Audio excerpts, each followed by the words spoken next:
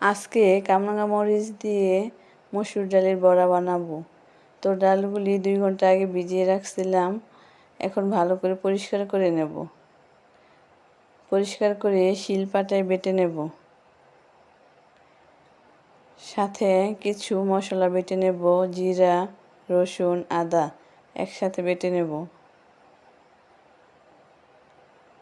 তারপর নামিয়ে নেব। এখন দিয়ে দেব কামরাঙা মরিচ কুচি আর পেঁয়াজ কুচি। সাথে দিয়ে দেব একটু হলুদ, ধনিয়ার গুঁড়া, লবণ।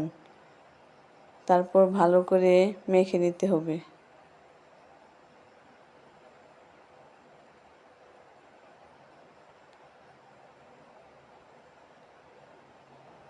গ্রাম বাংলার দৃশ্য। মেখে কড়াই বসিয়ে বানিয়ে নেব বড়াগুলি।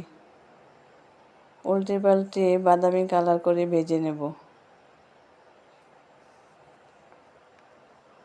তারপর নামিয়ে নেব।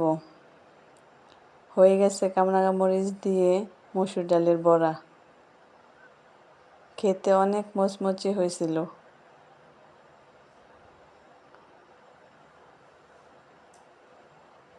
আল্লাহ হাফেজ।